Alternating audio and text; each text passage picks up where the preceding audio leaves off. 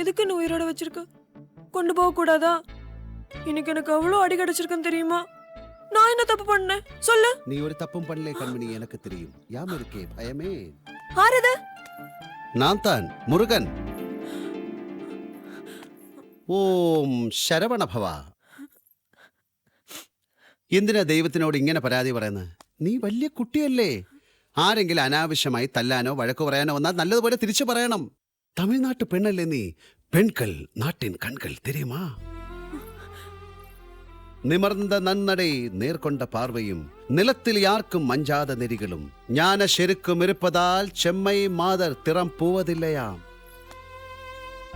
ഭാരതിയാർ പറഞ്ഞിട്ടുള്ളതാ. ഇന്ന് എന്തിനാ കൺമണിക്ക് അടി കിട്ടിയത്?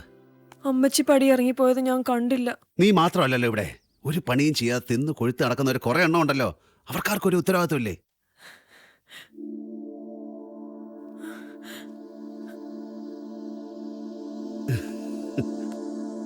എന്താടി ഇവിടെ കിട്ടിയതൊന്നും പോരെ നിനക്ക്? കേറി പൂടി അകത്ത് പോ.